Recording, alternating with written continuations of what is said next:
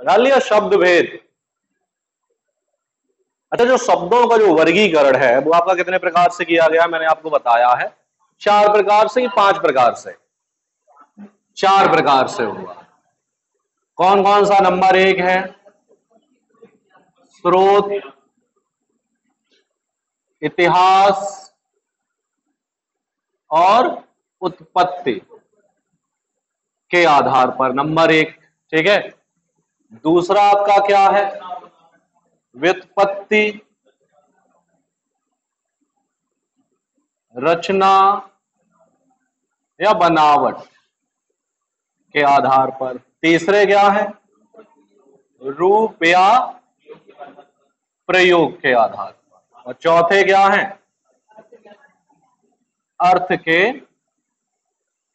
आधार पर। अब इसी में आपके तत्सम है, तद्भव है, देशज है, विदेशज है, ये सब आपके इसी में आ जाएंगे, ठीक है। यानी शब्दों का जो वर्गीकरण है वो 4 प्रकार से किया गया है। कौन कौन से? स्रोत, इतिहास या उत्पत्ति। बात एक ही है।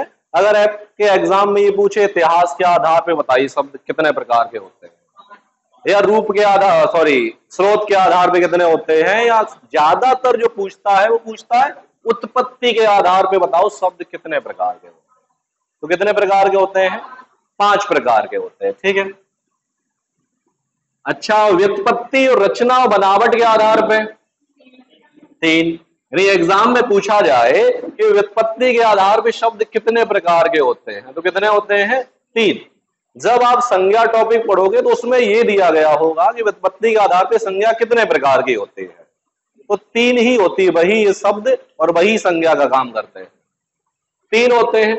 रूप और प्रयोग के आधार पे शब्द कितने होते हैं? तो रूप और प्रयोग के आधार पे शब्द आपके 2 प्रकार के होते हैं। अर्थ के आधार पे बात कितने शब्द? तो अर्थ के आधार पे जो शब्द होते हैं वो होते हैं आपके 4 प्रकार के। तो सबसे पहले हेडिंग डाल लीजिए व्युत्पत्ति, स्रोत, इतिहास या उत्पत्ति, ऐसे लिख लीजिए। हेडिंग डाल लीजिए स्रोत, इतिहास, उत्पत्ति, ऑब्लिक लगा के।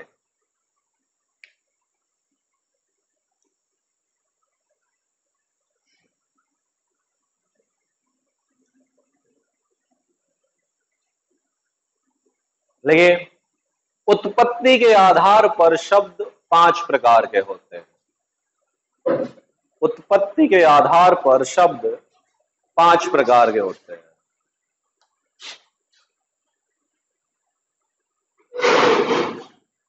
कौन कौन से होते हैं?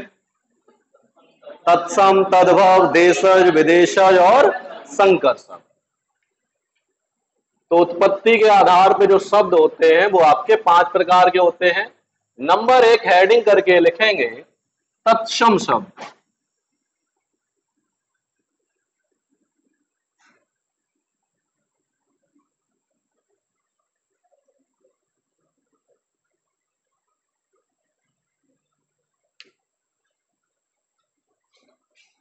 तत्सम शब्द, इसमें लिखिए संस्कृत के वे शब्द, संस्कृत के वे शब्द जिन्हें हम ज्यों का त्यों प्रयोग में लाते हैं, जिन्हें हम ज्यों का त्यों प्रयोग में लाते हैं, तत्सम शब्द कहलाते हैं। तत्सम शब्द कहलाते हैं। यानी अगर बात की जाए तो संस्कृत के जितने भी शब्द हैं सभी शब्द कैसे हैं? संस्कृत के शब्द होते हैं। और संस्कृत के शब्द हैं तो इसका मतलब वो शब्द कैसे हैं? तत्सम है। तो सभी शब्द कैसे होते हैं? संस्कृत के तत्सम शब्द होते हैं। ज्यादातर जितने भी शब्द होंगे तत्सम, संस्कृत के समान, ठीक है। तो जैसे उदाहरण में बता सकते हो, अग्नि है। अग्नि शब्द कैसा है? तत्सम है। तो और शब्द कैसा है? तत्सम है। और संस्कृत का है। इसी प्रकार आपका वायु हो जाएगा। और क्या हो जाएगा? अंग प्रोछा, यानी अंगोछा। और कौन कौन से हो जाएंगे? वृषभ। ठीक है, यानी संस्कृत के जितने भी शब्द हैं सभी शब्द कैसे हैं? तत्सम शब्द हैं। बस आपको इतना पता होना चाहिए। नंबर 2 हेडिंग करके लिखेंगे तद्भव शब्द।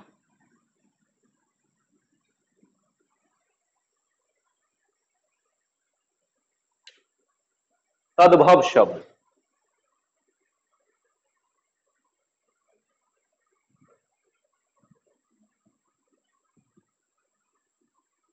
तद्भव में लिखिए पुरानी हिंदी आदि से गुजरने के कारण, पुरानी हिंदी आदि से गुजरने के कारण जो शब्द परिवर्तित रूप में मिलते हैं, जो शब्द परिवर्तित रूप में मिलते हैं उन्हें तद्भव शब्द कहते हैं। उन्हें तद्भव शब्द कहते हैं। यानी हिंदी भाषा के अधिकतर शब्द, सभी शब्द कैसे होते हैं? तद्भव शब्द होते हैं। और संस्कृत के हो तो कैसे होते हैं? तत्सम होते हैं। अच्छा, जैसे अग्नि है, अग्नि का अगर तद्भव बनेगा तो क्या हो जाएगा? आग, क्योंकि ये पुरानी हिंदी से गुजरने के कारण कैसा मिला? परिवर्तित हो गया है। अग्नि का क्या हो गया है? आग। वायु का क्या हो गया है? हवा। अंग प्रोछा क्या हो जाएगा? अंगोछा। ठीक है, और वृषभ का बैल। इसी प्रकार जितने भी हिंदी के हैं सभी शब्द आपके क्या कहलाएंगे? तद्भव शब्द। तो तत्सम और तद्भव आप समझ गए। तत्सम क्या होते हैं? संस्कृत के होते हैं। और तद्भव क्या होते हैं? हिंदी भाषा के होते हैं। अब नंबर 3 हेडिंग करके लिखिए विदेशज या विदेशी शब्द।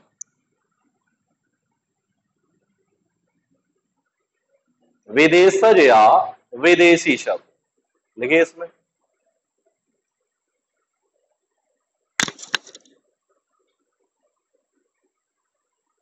अन्य देश की भाषा से आए हुए शब्द, अन्य देश की भाषा से आए हुए शब्द विदेशज या विदेशी शब्द कहलाते हैं। विदेशज या विदेशी शब्द कहलाते हैं। यानी वे शब्द जो दूसरे देश की भाषा से आए हुए होते हैं, या वे शब्द जिनका प्रयोग हम दूसरे देश की भाषा से जो शब्द आते हैं उनका प्रयोग हम करते हैं, उन शब्दों क्या कहते हैं? विदेशी शब्द। और विदेशी शब्दों का हम प्रयोग, अधिकतर हम जिन शब्दों का प्रयोग करते हैं वो विदेशी ही होते हैं। कोई अरबी फारसी होता है, कोई तुर्की होता है, इस तरीके से होते हैं। अच्छा, यानी कि हमें आवश्यकता क्यों पड़ी इन शब्दों की बोलने के लिए? क्योंकि आयात निर्यात करने कारण या कन्वर्सेशन करने के कारण, इसी कारण तो आवश्यकता पड़ी। तभी तो हम इन शब्दों का हम प्रयोग अधिक से अधिक करने लगे। तो विदेशी शब्द तो आप देख के ही बता दोगे ये भाई कैसा शब्द है? विदेशी शब्द है। जैसे कैप्टन, ठीक है, क्रिकेट, हाँ, अस्पताल या हॉस्पिटल, ठीक है। इस तरीके से ये शब्द कैसे है? विदेशी भाषा के हैं। ऐसा नहीं अपने देश की भाषा के। बताओ, अपने देश की भाषा से हैं। हेडिंग से ही पता चलता है विदेशज का मतलब होता है विदेश से आए हुए, यानी दूसरे देश से आए हुए जो शब्द हैं वो शब्द कैसे हैं? विदेशज है, विदेशी है। नंबर 4 हेडिंग करके लिखेंगे देशज या देशी शब्द।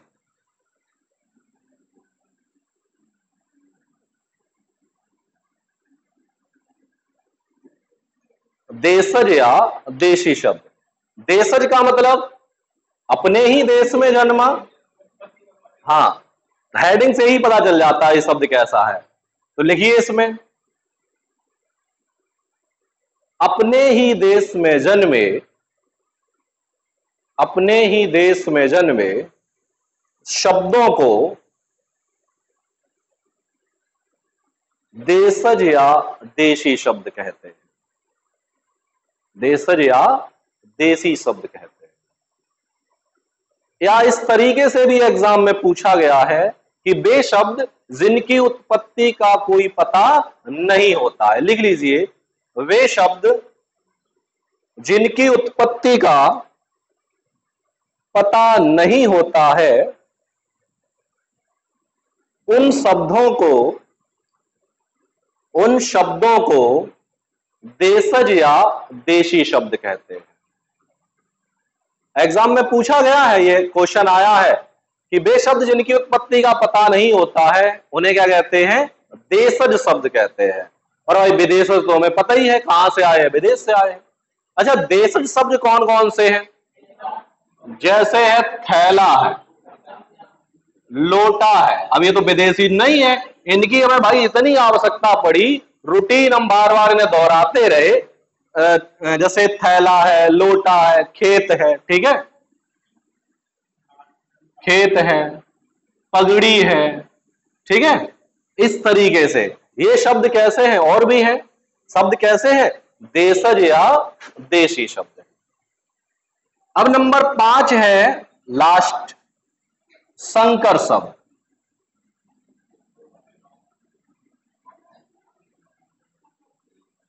नंबर 5 कौन सा है? संकर शब्द। इसमें लिखिए, दो भिन्न भाषाओं से मिलकर, भिन्न का मतलब अलग अलग दो भाषाओं, दो भिन्न भाषाओं से मिलकर बने शब्द को संकर शब्द कहते हैं। दो अलग अलग भाषाएं, जैसे,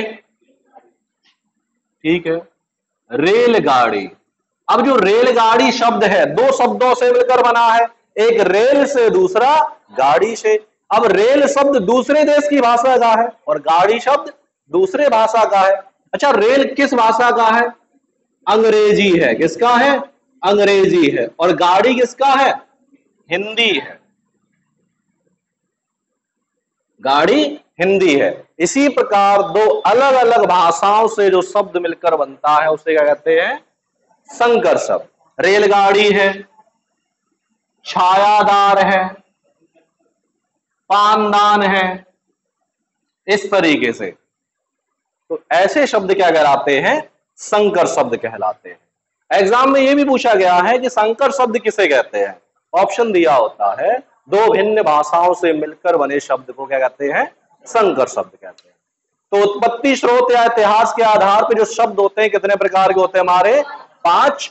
तत्सम शब्द, तद्भव शब्द, विदेशज या विदेशी शब्द, देशज शब्द और संकर शब्द। अच्छा, एक बार फिर से रिवीजन करते हैं कि शब्दों का जो वर्गीकरण है वो कितने प्रकार से हुआ है? 4 हुआ है। स्रोत या इतिहास के आधार पर, व्युत्पत्ति या रचना के आधार पर, रूप या प्रयोग के आधार पर, और चौथे हैं अर्थ के आधार पर। तो उत्पत्ति, स्रोत के आधार पर ये 5 होते हैं। तत्सम, तत्सम किसे कहते हैं? संस्कृत के जो भी शब्द हैं सभी कैसे कहलाएंगे आपके? तत्सम। और तद्भव क्या होते हैं? हिंदी भाषा के या पुरानी हिंदी से गुजरने के कारण जो प्रचलित हो गए हैं उन शब्दों क्या कहेंगे हम? तद्भव। और विदेशज क्या होते हैं? दूसरे देश की भाषा से आए हुए शब्दों को विदेशज शब्द कहते हैं। और देशज किसे कहते हैं? अपने ही देश के जन्मे हो, यानी जिनकी उत्पत्ति को भी पता ही नहीं है वो कहां से आए हैं, उन्हें कहते हैं देशज। और संकर क्या होते हैं? दो भिन्न भाषाओं से मिलकर बने शब्द को संकर शब्द कहते हैं। ठीक है, अब ये आपके बचे हुए हैं उत्पत्ति, रचना, बनावट के आधार पे, ये हम आपको कल बताएंगे। ठीक है, अब हम पढ़ेंगे वोकेब।